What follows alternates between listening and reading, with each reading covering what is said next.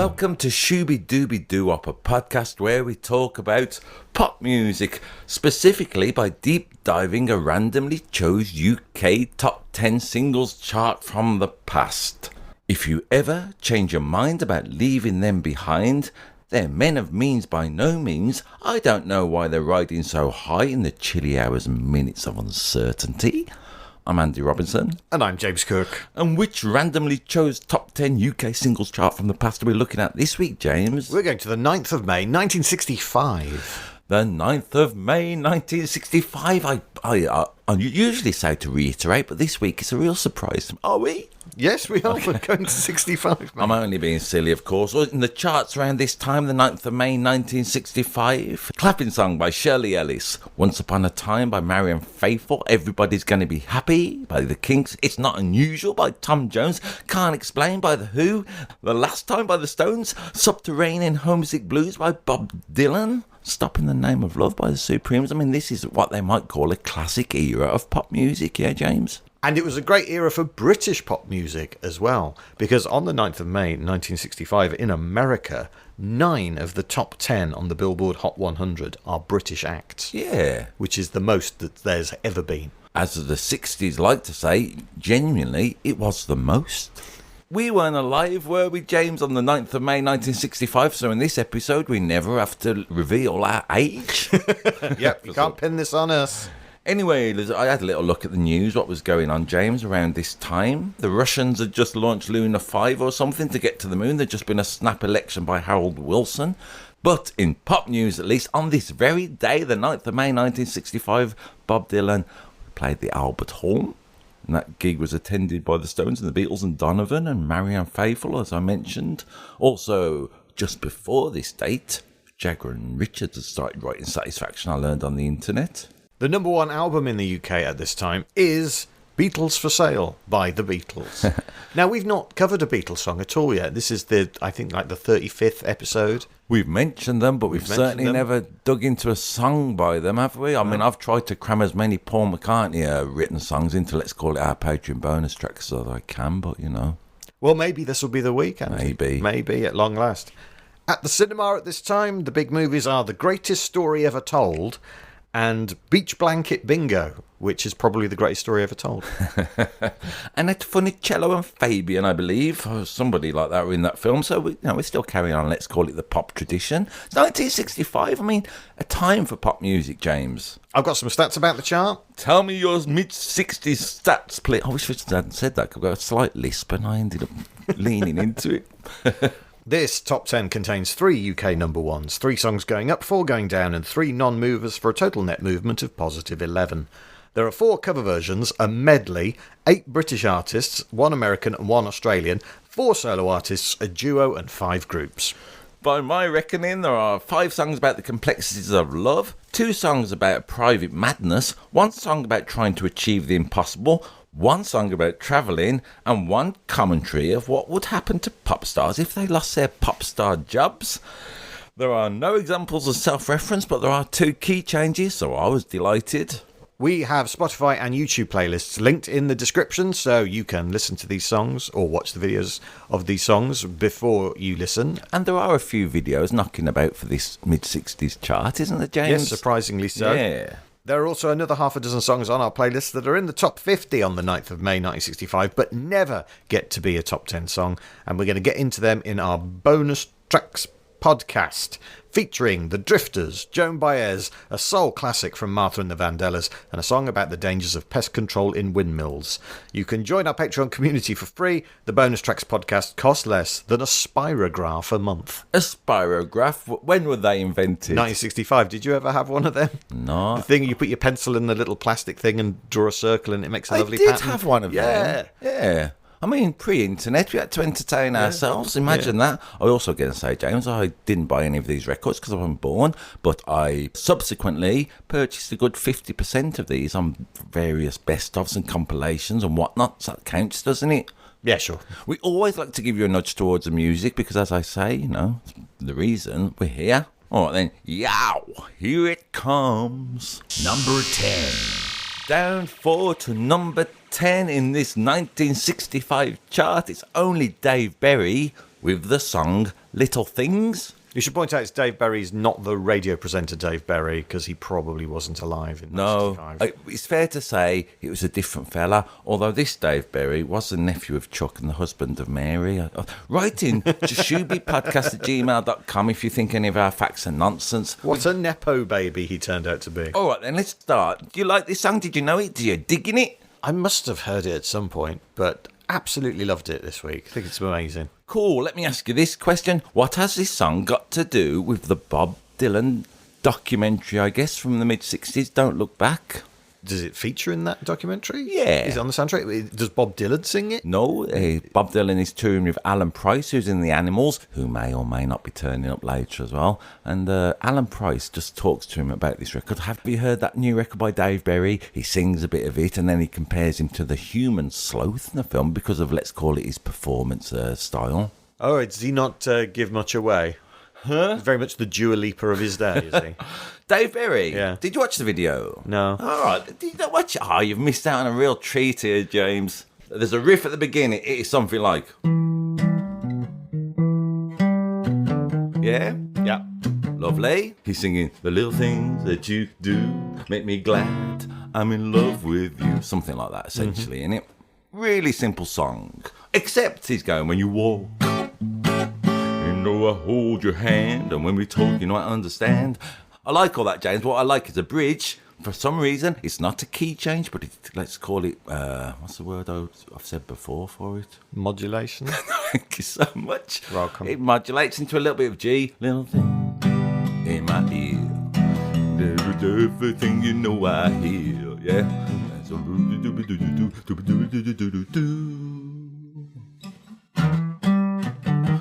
Listen to it on Spotify rather than watch me murder it anyway. So it's got all that going on. It's a simple little song, is it not? It's the riff that really sells it, I think. Catchy, hooky. Yep. The human sloth thing that I was referring Yeah. to, with what Alan Price says to Bob Dylan about Dave Berry. Yeah, it's all gossip, isn't it? So gossipy, these mid-60s gossipy pop bitches. stars. Now, at the very top of the, let's call it the YouTube description, it says... Often Dave Berry liked a song hidden by a prop because he didn't want to appear. He wanted to stay behind something and not come out. So that's Like Sia. so he's got his hands all over his face like that. He's behind the mic. He's being kind of weird. It's a little, I'm going to say, our old friend Alvin Stardusty.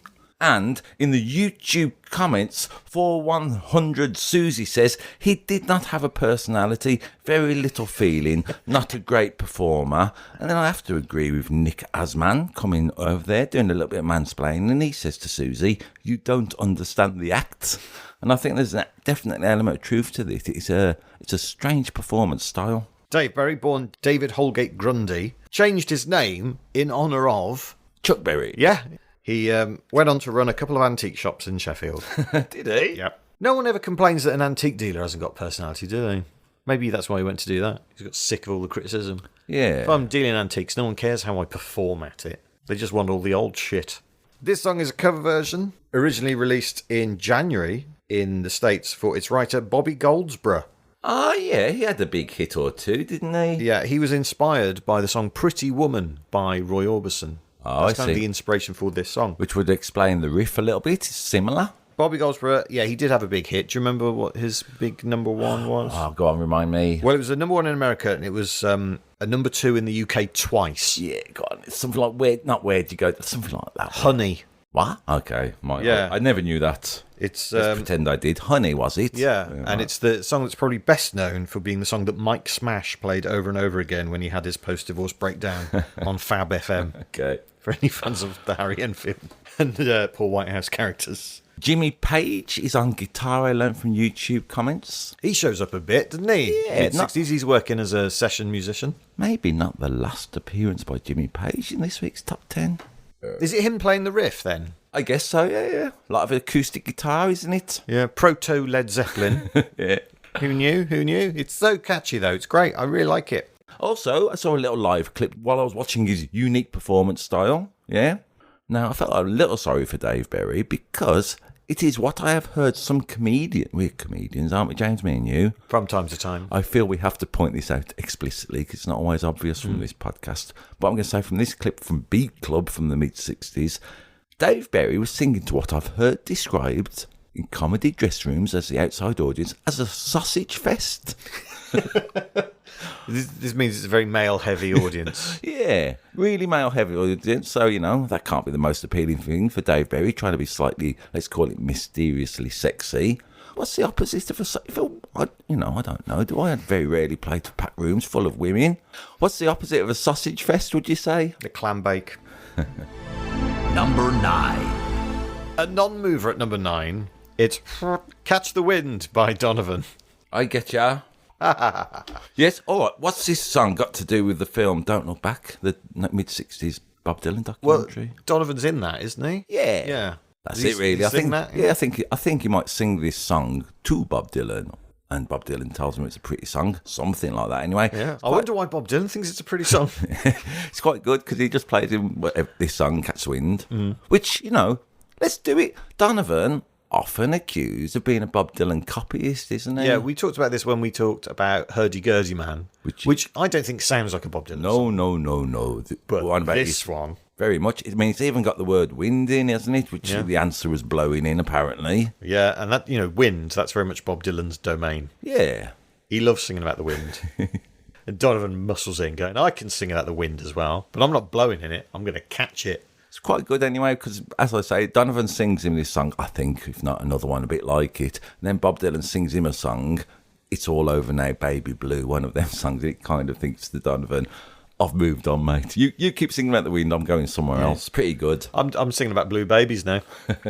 Done with wind, mate. That's old news. So this is Donovan's debut single and first of 7 top 10 hits, inspired by Linda Lawrence retrospectively.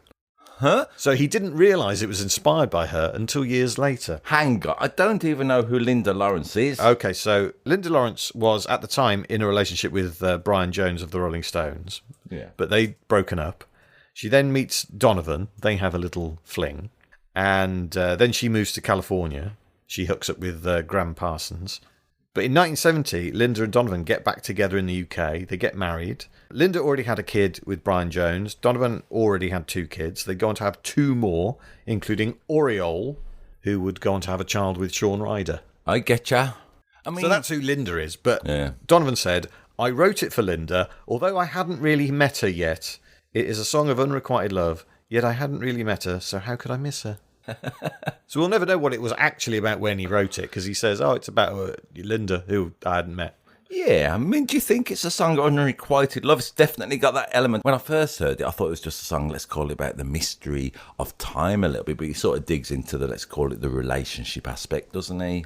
When sundown pales the sky and I want to hide a while behind your smile, and everywhere I'd look, your eyes I'd find. Nice. When rain has hung the leaves with tears, I want you near to kill my fears, to help me leave all my blues behind, all that kind of stuff. They land nice. They've got a good sound to them. It's a waltz. It's in 3/4 time, maybe 6/8 time, maybe 7.5, 10 time if I'm being 3/4. I don't fully understand it, but I know the feeling. Produced by Jeff Stevens. Oh, yeah. Do you know what song he had written for Dave Berry, who we've just talked about? No. The Crying Game. Oh, okay. I love that song. And he would go on to write the American #1 and UK #4 hit, Winchester Cathedral. Okay. I don't love that song, but, it's nice. Silly. Yeah. Is what it is. Covers of this song exist by Chet Atkins, Cher, Glenn Campbell, Peter Fonda, Eartha Kitt, Sammy Hagar, and Ricky Lee Jones, among many, many others. Also, I learned on YouTube that it was in the Netflix drama Baby Reindeer. So a lot of people had gone to YouTube to watch Donovan because of that. Also, a few people said, I'm here because of Heartbeat. The ITV, let's call it, soft soap drama about copper. And not the Tony Hart drawing programme. No, not that one. No. It wasn't the music for the gallery. I mean, yeah, it does sound like someone trying to be Bob Dylan, doesn't it? Very much. Very much. That's not a bad thing. But, Bob Dylan sounded to some like he was trying to be Woody Guthrie. So, these things happen, don't they? People are influenced, and particularly early on in careers, I think people wear their influences more on their sleeve, and then they learn to hide them. All right, then. That's our opinion on YouTube. Feckless Movies says, I got the girl of my dreams. I also own a company that manufactures industrial wind turbines. So take heart, Donovan. With luck and hard work, your dreams can come true. Yeah, like Donovan's not fine. Like Donovan didn't have a huge career and sell loads of records. Wow, industrial wind turbines. Oh, this was a good one. Yeah, maybe he's taking the mickey, I think. I'm not sure if Steve Dunn 9131 is taking the mickey. He says, it's my daughter's 10th birthday. When she was born, I had to drive home from hospital on my own down a dark motorway, and I remember this on the radio. Now, what I like about Steve Dunn, his wife just given birth to a beautiful baby daughter, and he says, I had to drive home from hospital on my own down something dark. I mean, do you think that's cool, James, as a father? They kick you out. I've been there, man. They kick you out of the hospital. At midnight, they come up and go, off, you, go. She's staying here, you go. Yeah. That happened to me. During my wife's labour, I was sent home because it was midnight, and then I was called up at 5 a.m. to go back in. Because it was midnight, like you're some sort of, let's call it, Cinderella figure. Yeah. And I remember, funnily enough, I got in the car, and the radio came on, just automatically, and the song that was playing was Kaylee by Marillion. And that is why we called our daughter Fish. Del YV1QY says, I waved at Donovan in a traffic jam in Cork a few years ago, and he waved back. That's the best claim to fame celebrity encounter I've ever heard. All right, well, Donovan, weirdly, he's got a bit of a claim to fame, let's call it celebrity encounter, he likes to talk about now and again, where when they were in India with the Beatles, with whoever else was there. Prudence, of course. There. Maybe some of the Beach Boys, I seem to remember. Anyway, he taught John Lennon a finger-picking technique on the guitar, which John Lennon used subsequently in songs like Julia, I think. He tried to teach it Paul McCartney. Now, Paul McCartney, being the way he is, just did his own thing with it. Didn't bother learning it properly. But, so that's good, isn't it? Look, I am not dismissing Donovan as a Bob Dylan wannabe. He's done some great records. This is influenced, as you say, still around in many ways, isn't he? In the culture, let's call it. So, it's a great song, this is. There's a beautiful duet that he does with Crystal Gale on YouTube. I liked hearing a duet because when I heard a man and a woman sing it, James, together, it sort of took off, let's call it, the broken-hearted boy elements of the song. It works good as a duet. A couple having trouble in their relationship but sticking together, but trying to catch the wind. What does that mean, to catch the wind? I suppose it's something that's impossible, isn't it? I may as well catch the wind. Means it's all a futile endeavour. Hey, thank you very much for listening to this podcast. You just get like a big windsock. It would just like a massive. If you got a bin liner basically and held it above your head on a windy day, you'd catch the wind. Sort it out, Donovan. It's not impossible. Okay. It's not impossible, Donovan. Just buy a bin bag. All right, now I'm going to do it, James, because what I'm sensing is you're not convinced by Donovan's take on the wind, are you? No. Should you have a brainy quote quiz? Go on. Let's hear what other pop stars have to say about this wind, I suppose. Which pop star said this? We cannot direct the wind, but we can adjust the sails. So that's a good quote, isn't it? Yeah, it is a good quote. So it's probably a pop star with some kind of sailing background. Is it Simon Le Bon? It is not. Unless Simon Le Bon used to sing about Jolene and working 9 to 5 all the time, it was Dolly Parton. I'll give you a little clue for this one. It's another country singer. Okay. I'm being less vague than pop star. All right. Who said, yes, you can lose somebody overnight. Yes. Tammy Wynette. No. Oh. Yes, your whole life can be turned upside down. Kenny Rogers. No. Oh. Life is short. It can come and go like a feather in the wind. Billy Ray Cyrus. No. That don't impress me much, James, that you didn't get that one. Oh, of course, it's George Jones. I'm going to do some more. No, not really. It's Shania Twain. I'm going to do some more because I'm sensing, let's call it, a deep ambivalence to this quiz. Who said, who am I to blow against the wind? Russell Crowe. Unless Russell Crowe was singing in a duet with Art Garfunkel, with Paul Simon. Should we do one more and get out of Dodge? Okay. All right, then. We have covered one of this artist's songs in the past and we both liked it a lot, James. I like girls who like the countryside, put on walking boots and can bend with the wind a bit. If you're going to live with me, you need to embrace the countryside and wet dogs. Lost Del Rio. No, the equivalent. No, he's got a big hat and it feels like just like it should. Oh, Jamiroquai. Yeah. JK, Jamiroquai is the name of the band. All right. Frankenstein's the name of the doctor. Look, I don't like you being sullen about that because it's you who made a big fucking deal about it when we did Jamiroquai. Number 8. Down one place to number 8, it's the Animals who bring it on home to me. Hey, James, what does this band have in common with the Bob Dylan biopic from 1965, Don't Look Back? Well, you said Alan Price was in it. Yeah. Yeah, so he's in the Animals. Well done, James. You were Or- listening after all. Or was he? Because 4 days before the date we're talking about, but after this song is recorded, That's right. I read Alan about Price this, yeah. left the Animals. Yeah. He was no longer an animal. No. There's that great Vic and Bob joke. Waiter, there's an animal in my soup. I think you'll find that's Alan Price who's left the Animals. But so this is the last single that Alan Price features on. What context was that, Vic? Was that just when they're sitting behind the desk? Interesting silly jokes, aren't they? Do you know why he left The Animals. the Animals? Was it because... Was he sacked a little bit? Was he asked to leave? Well, there are conflicting stories. Some say, personal and musical differences. But other people say it's because he was afraid of flying. Oh, okay. And the Animals were getting to be massive in America. That meant going over there. And obviously, it takes a week to get there on the boat, or you fly there in 7 hours, and he didn't want to fly. In the Bob Dylan films, he reveals that he's just left the Animals, and sort of Bob Dylan asks him why, and there's definitely a moment of, let's call it discomfort. He doesn't want to express it, but he looks in pain a little bit about it, I'm going to say. He doesn't want to say, because I'm a big wuss who's scared of the future. There's a weird bit in that film where he can't find the bottle opener, and he sort of opens a bottle of beer on a piano, let's call it, near the keyboard, just clanks it against there. He said after, I'm embarrassed when I watched that because I sort of damaged the piano a bit. So. It looks so cool when other people do it. The only time I've ever tried to do that, I ruined a table. Yeah. So he would join a band called the Alan Price Set. Yeah. That's a coincidence, isn't it? Handy. Yeah. He would reunite with the Animals from time to time until the band completely disbanded in 1984. He played Alfie in the 1975 sequel to Alfie, Alfie Darling. A film? Yeah. Okay. Alan Price? Yeah, IMDb rating 4.6. Wow. It was not good. Unusual choice. But what I like is the list of albums that he made after he left the Animals. Oh, go on. The Price to Play, A Price on His Head, The Price is Right. Twice the Price. He also did a TV special with Georgie Fame. Guess what that was called?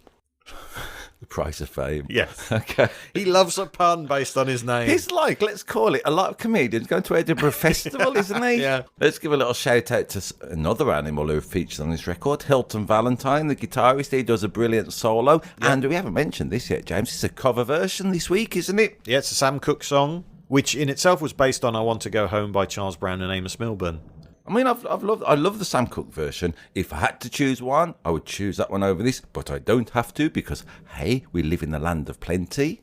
Yep, Yeah. both exist. I miss the bit, they don't do it till the end, so when he's going, whatever key it's in, let's say it's in, pick a letter, James. L. L. It's in the key of L. L. Beautiful L chord. If you ever change your mind about leaving me behind. What I like about the Sam Cooke is he goes, bring your sweet loving, bring it on home to me. Yeah.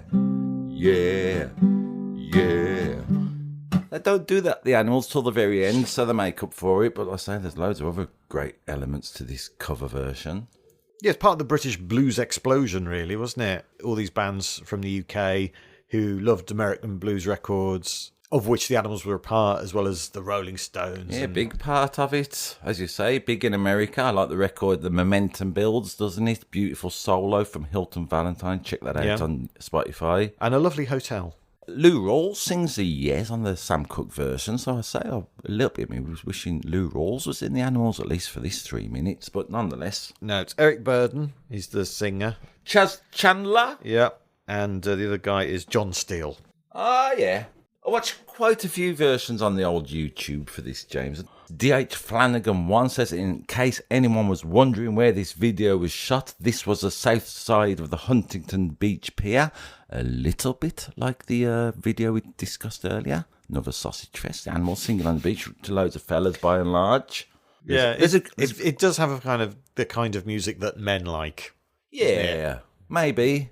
In the UK. Maybe. I know what you're saying. I don't mean to stereotype it, but... Well, I like it, and I'm a man, so I suppose I'm part of the disgraceful problem. There's a great version by Sammy Davis, introduces them on some TV show, and they're in a sort of circus ring. Sammy Davis makes a big deal.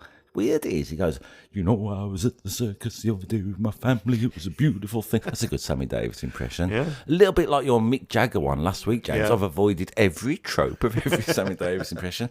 So I like this notion, of course, Hey, this is interesting about some 60s videos. They often have women in them. Sometimes, though, they're just sitting there like statues, if you like. Well, of course, at the time, women weren't allowed to move on television. Yeah. Lest it cause a riot. And then I was thinking later on, a lot of them are sort of dancing around in their pants, aren't they? I had a little argument about what was the best version of women. Sitting fully clothed still, or enjoying themselves, dancing around in the pants. What was the best version of women? Yeah. Is that the phrase you want to go with? Yeah. For how are women represented on 60s TV. Yeah. Yeah. Sitting there like passive dollies. Or dancing in their pants. Yeah. That was the choice. Until Angela Rippon started reading the news. Then it all changed. All right, then. What has Eric Burdon got to do with I Am the Walrus? I don't know. He's possibly the Eggman. There's some sort of story where Eric Burdon, right, let's call it in a fetish, like to crack eggs on women. Maybe statuesque women. That was one of his things, would you believe? Apparently. We're only talking rumour and gossip. None of these are facts. But there's a little story going about there. That was, let's call it a kink. I am not kink shaming. You should. It's weird. As long as everyone agreed to it, then I am more than happy for Eric Burdon. You can't make an omelette without breaking a few eggs. Does that mean... You remember that time John Prescott got hit by an egg? Yeah. Eric Burdon would have been well into that. Right into it. Right into it. Like a dirty animal. Is that what they called that? I don't know about that. Anyway, all I'm saying is, on YouTube comments, I did have a look, and loads of people shouting out to Eric Burdon, let's call it his phenomenal voice, and of course the band, despite Alan Price being in them or not. Do you like the bit that goes, I laughed? Ha ha! Yeah. When you laugh. It's a nice little bit of, let's call it theatrics. Yeah, I like, when you laughed, laugh. When you left, I think there should have been like a door closing. Keep having sound effects for all the lyrics as you go through. Do it. If you ever change your mind, what noise would that be? It'd be kind of, About leaving Slam. me behind. I can't reach the door from here. Nice. Then you better bring it to me. Hang on. Are we infringing copyright? Bring your turtle dove in. Yeah, classic. Don't bring it home to me. Yeah. Yeah. Yeah. Yeah. Yeah. Yeah. It's almost like She Loves You, but slowed down, isn't it? Yeah. Yeah. Yeah. Number 7. Down 5 to number 7. A former number 1. I think it's the first time we've talked about him on the podcast, despite his many, many, many hits. It's Cliff Richard and The Minute You're Gone. Yeah. This is the first time he's had an official top 10 spot, at least. We've mentioned him because we've done the Shadows. Yeah, and this is his first number 1 without the Shadows. Who has he got with him on this record? Huh? I watched a YouTube video from this time when they've all got Beatles cuts and he's playing this song with the Shadows. Yeah, but they're not on the single. Oh, go on. Who is? The Jordanaires. Elvis's backing group. Yeah. Backing vocalist group, my apologies. They're on this. Well, this has excited me. Because in an attempt to break Cliff in the States... This is like an American song. So this is a cover version. Okay. Original by Sonny James in 1963. And it's a beautiful song, isn't it, James? Did you like the song itself? Let's just talk about that. Let's call it a drive-by way. Yeah, the song is fine. It's fine. Yeah. Pretty. In fact, this is the second Sonny James cover to be a UK number 1. The first was Tab Hunter's Young Love. Okay. So they go, we're going to give you an American song. We're going to take you to America and you're going to record over there. So he gets to Nashville to record it with the producer Billy Sherrill. Oh, yeah, Billy Sherrill? Yeah, how's something that like said? that. I think Cheryl, but it doesn't matter. Described as the most reliable hitmaker in Nashville. Yeah. So I figured this is going to break him. That's who Elvis Costello went to with his Almost Blue album. So it's a number 1 in the UK, his 8th number 1. Also his 26th consecutive top 10 hit in a row. A run which ends with this song because the next one only gets to number 12. But, incredibly, as this whole song exists purely to try and break Cliff in America, they don't release it in America at all. Well, that's stupid. Yeah, Cliff said, I thought it was my big chance, but the US record company said it wasn't right for their market. Hello? What wasn't right? That is so Cliff. Yeah. What wasn't right? It's old-fashioned, isn't it, I think? That's what you know. 1965 already. 1965. It sounds like a 50s song. Yeah. I love Cliff Richard, so I love this song, despite, let's call it, its lack of anything, really. It's a bit needy, isn't it? The minute you're gone, he's falling apart. As soon as his partner, the minute she's gone, he's a nightmare. It's not what I'm doing the minute she's gone. So it's got that Firing up the old laptop. Gonna play Championship Manager. Guilt-free. That's my version of this The song. minute you're gone. Here's what I think of this song. Yeah, go on. And you'll probably look daggers at me while I say this. I'm not having a go. I don't think Cliff's voice suits this song. Okay, I'm going to consider that. I think he's got a poppier voice, and I think this song is like a slow country ballad. I think Cliff's voice is good for like Summer Holiday, for example, the young ones. I think it matches that perfectly. Yeah. I think it's not quite right. I think it lacks a little bit of gravitas. Okay, I've listened to what you said. Yeah. I've taken on board and stop talking absolute fucking rubbish. I'm right. Cliff Richard's voice is a thing of beauty, man.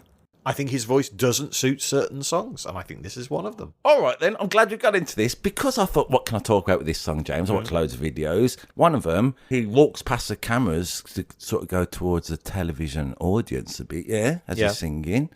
I'm going to say that audience, a real clam bake.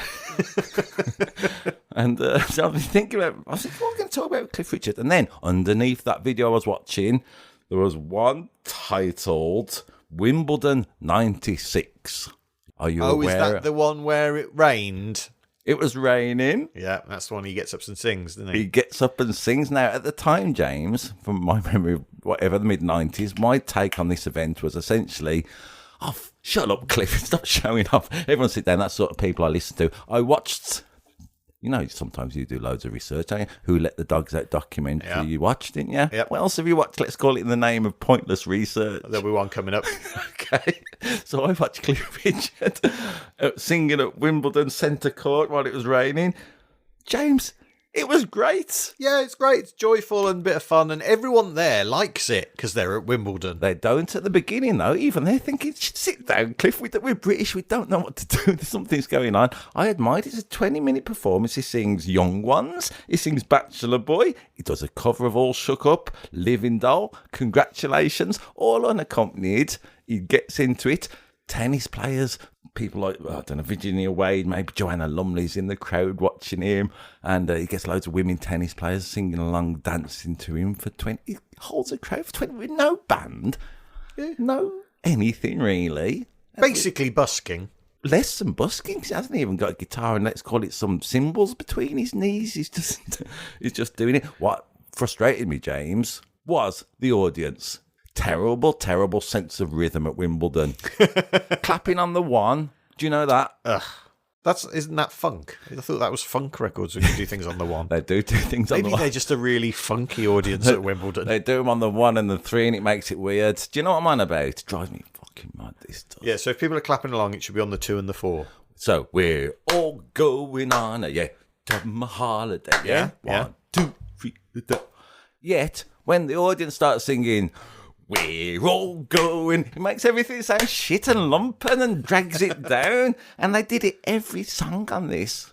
It sounds like when I chant at people, do something stupid, do something stupid. I always do that on the 1. Okay, and it should be, if you want it to be groovier, do something stupid, do something stupid. No, that's wrong. Yeah, all right then, so that's a thing that we can say British audiences like to do. It reminded me very much of, let's call it, the summertime special vibe when British audiences clap along on the wrong beat. So that was good. I got into that.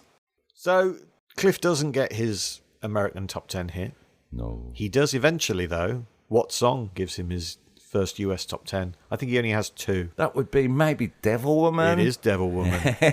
And an atypical Cliff song in many ways. I'm pretty sure it's only that one and It's So Funny We Don't Talk Anymore are his only sort of 2 US top 10 hits. But over here, like 100 top 40 singles, something like that, isn't it? Just so many. Yeah. So many songs. I'm starting a petition, James. OR. Cliff Richard for the legend spot at Glastonbury. I mean, he could do an hour easy. He can do 25 minutes with fucking nobody else there and entertain. Okay. Cliff Richard at the legend spot. Yeah? Yeah, great. Let's start a petition. If you agree, email us into Shooby Dooby. I also liked it because he supported Morrissey once, didn't he? Do you know this? No. I like this. Morrissey asked Cliff Richard to support him in America. Morrissey, would you believe, when it got to the day of the gig, couldn't do it, in inverted commas. Cliff, being the true, he saw a stage. He went and did the gig for people who may have had a ticket. That made me love him. That's good, isn't it? Yeah. I'm so into Cliff Richard. I think he is. I sort of get it, but he's so unfairly. I'd like him to do a solo album, a bit like Johnny Cash did with the Rick Rubin thing. He can play guitar great, Cliff. He can accompany himself great. Just do one of them, Cliff, a dirty little authentic, in big inverted commas, folk album of some kind. Yeah, they'd all have to be upbeat songs, though. Because of his voice. Because that's what his voice suits. If you agree with James, email us into Shooby Podcast and say Cliff can only... What are you saying? He can only sing upbeat songs? I didn't say he can only sing. I said his voice suits upbeat songs more than ballads. I'm not saying he's not allowed to. I'm saying I think his voice is at its best when he's singing upbeat pop songs. Look, I do not understand. Number 6. Down one to number 6. It's Barron Knights, or The Barron Knights? The Barron Knights. Okay, with a song, Pop Go the Workers. That's right. Yeah. Pop Go the Workers. So if you haven't heard Pop Go the Workers by Barron Knights, and it is on our Spotify and YouTube playlist, the links are in the description. Do check it out. Basically what it is, it's a medley of pop parodies on the premise that what would it be like if the pop stars behind these songs had to get real jobs? Yeah. What would that be like? So, for example, they do a version of Little Red Rooster by Rolling Stones. Yeah, with a little, let's call it a little intro, James, don't they? I can't remember the... There's a little... Let me find the words. It's one of them little turnarounds, isn't it? Let me get it. It's essentially that kind of... Yeah. One of them, or something like it. Yeah. We're going to sing a song about something or other. What would happen if the Rolling Stones had got to get a job? Yeah, and then they get into it. And obviously... It being the Rolling Stones, and everyone knows they're really lazy. That bit is about how they're arriving late for work in a factory. To the tune of Little Red Rooster. Yeah. And then it's Baby Love by the Supremes. Yeah, and they talk about, in their little, let's call it silly bit of preamble, they talk about women. Yeah. What would happen if they couldn't get to work? Yeah, what they'd become housewives. Become housewives, bored with the washing up. I like the fact that they acknowledge, let's call it the drudgery of housework and an alcoholic husband. Oh, yeah. That's a bit dark, isn't it? Yeah, and he wants his beer while she's washing up. And then The Bachelors. I didn't know that song, so I was kind of tapping out by this point. Okay, so the song was I Won't Trade You for the World. Yeah. That's all about how... Because The Bachelors are from Ireland, so it gives them an excuse to do some Irish stereotypes. As we know from the world of comedy, lean into it if you've got it. Yeah, and about how they don't want to go to work in the factory and everything. And then... That's the end of side A, and you have to flip it over to side B. I thought this record lasted ages. Yeah, is that what it is? It's twice as long as every other song in the top 10, because it's actually a side A and a side B together. That makes more sense. It confused me a little bit, because when like Bob Dylan does let's call it 5-minute record like Rolling Stones, when Beatles did Hey Jude, I thought this is a 6-minute song. How come Barron Knights have never been lauded for breaking the conventions of pop? Yeah, so in the second half, Sandy Shaw... Yeah, what song was that? Walk Tall or something? No, I don't know. It's Girl Don't Come. Yeah. And that's all about how she can't find a job and she's walking the streets barefoot because Sandy Shaw never wears shoes. So that's hilarious. Val Doonican's Walk Tall. That's right. That's him asking for a raise from his boss. Yeah. And then the big finish. What did they do? Who on earth, after they've slagged off that, who could they have a little pop at the end? Well, it's Love Me Do by the Beatles. Yeah. Is this the one Beatles? You said the Beatles were appearing. I never thought it'd be in this week's top 10. They sing that Paul goes back to Liverpool, John shovels coal, George is down a hole, and Ringo's on the dole. Yeah. Which is pretty funny. The first time I listened to this... It is funny, but because they also put loads of crowd noise and people and I'm going to say there's a little touch of, let's call it the sitcom about it. Yes, it's got a laugh track. Just so you know that it's funny. The first time I heard it... You could do with one of them. I found it really, really annoying. Yeah. Second time, I was a bit more fond of it the second time. The third? Oh, there wasn't a third. It's 5 minutes long, for crying out loud. I got the point. look, there's some comedians who are trying to take the mickey and gently make a living by, let's call it, criticising a parasitical existence of pop records. So I'm not having a go at Barron Knights, you know what I mean? By the way, our Patreon is patreon.com/Shooby Podcast. And they're not comedians, by the way, the Barron Knights. Well, they didn't start off as comedians. They're just musicians. Proper band as they were. They started as, a regular band. They kind of fall into parodies. Baron Anthony, after whom the band is named, born Anthony Osmond, got his nickname because he was in the RAF. The other members of the band are Peter Peanut Langford. Peter Peanut. Yeah. Duke Dumond, real name Richard Palmer. Butch Baker and Dave Ballinger. They had to get rid of Peter Langford later on. Do you know why? Why? Peanut allergy. Yeah. They get to number 3 with Call Up the Groups in 1964. And do you know that song? Call Up the Groups. That was imagining what it'd be like if pop stars were conscripted.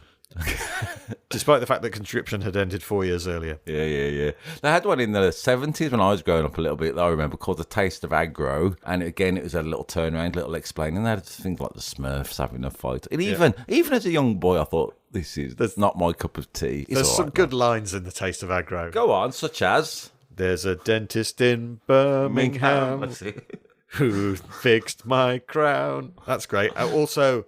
the Leo Sayer song, My Tailor Took My Pants In. Is that in that one? Yeah. Right, it's just basically stupid dad misheard lyrics. Yeah, like I say, those ones they do. People who live in glass houses, James, should not throw stones.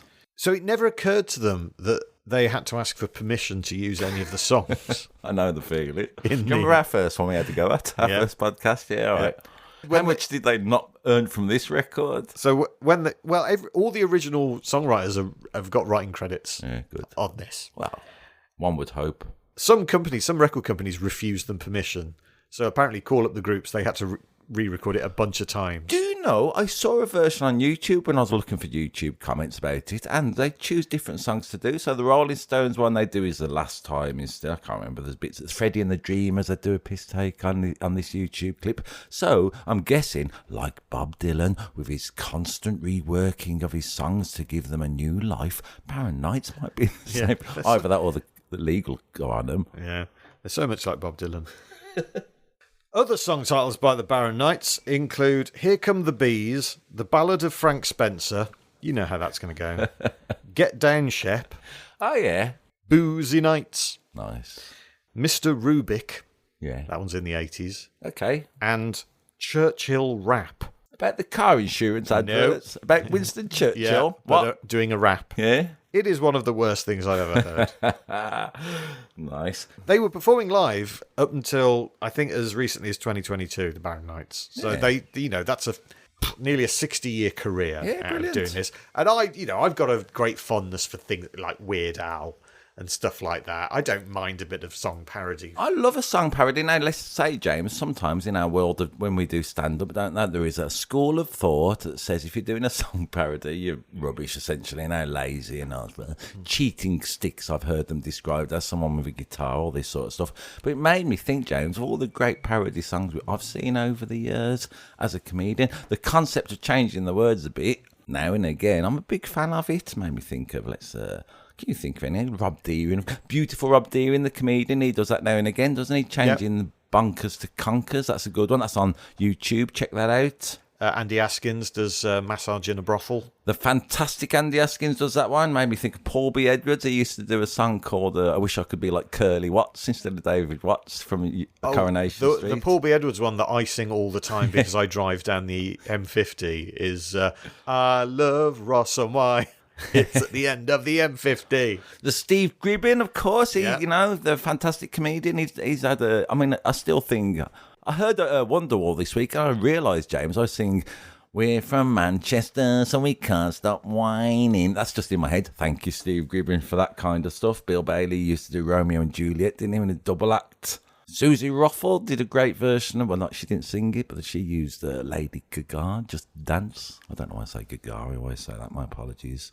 Seymour Mace, check that version out when he's one of the Pips doing Midnight Train to Georgia. That's not really a song parody, though. That's just him having a bit of a dance. Of course, but I'm just saying the notion of using pop music, really, I'm right into it. Yeah, it's a rich vein, and the Barron Knights, I suppose, were the first kind of British band to do that. Later, there'd be the Wurzels and the Grumbleweeds. Yeah. I met a bloke once who claimed he was a manager for both the Stranglers and the Wurzels, Yeah. somewhere. And then Weird bedfellows. he told me that he made far more money from the Wurzels than he ever did from the Stranglers. So that's something, isn't it? Like I say, the notion of, let's call it, these pop stars treading the boards, always like a bit of variety and whimsy in a top 10, James. Well, this song was written because the Barron Knights were booked on a TV show that, Andy, was at 5:05 on a Friday. Crackerjack, indeed. Sorry, I had some sort of... Can't help it, can you? No, can't help it. Can't help it. And by the Monday afterwards, EMI had 30,000 orders for the song, which they hadn't recorded. Right. They just did it on TV. That's numbers 10 to 6 of this week's chart, James, isn't it? Coming up in part 2, when we go through the top 5. What are we going to be doing? Bearing in mind we've done numbers 10 to 6. What should we do? We're doing the top 5. Including a cursed song, a mafia-adjacent songwriter, and Andy's wish finally coming true. What could that be? What could that be? How exciting. Here's a little taste of what's in store. Also, he wrote Hang On Sloopy. Which is by the... Oh, what are they called? They were like... A type of crisp. The Tangy Doritos. No. Tangy Doritos. The Monster Munch. The McCoys. The McCoys, there. Everything nowadays is tattoos and twerking, so Yeah. that's not going on, is it? Can't move for tattoos and twerking around here. I just think this song is awesome. Yeah, go on, I'm I all think for it's it. absolutely brilliant. Do you know what the film they were going to do? Instead of Help, Yeah. the film they were going to do, Yeah. were they going to do... Well, there was talk about it. Jaws. As always, you can listen to this top 10 and the other half a dozen songs we choose for, let's call it, our Patreon content, our bonus tracks. I mean, it's the mid-60s, it's got a vibe always. Me and James, we like to give you a gentle nudge towards reminding you to listen to these great records. Great records this week, and it's over pretty quick, all shortish. Yeah, pretty much all the songs bar 2 are 2.5 minutes long. I mean, you've just gone into some sort of like opera from the Barron Knights, but I never knew that was the A-side and B-side. More interesting facts like that to be revealed in part 2 of Shooby Dooby Doo Wop. Bop bop shoe up.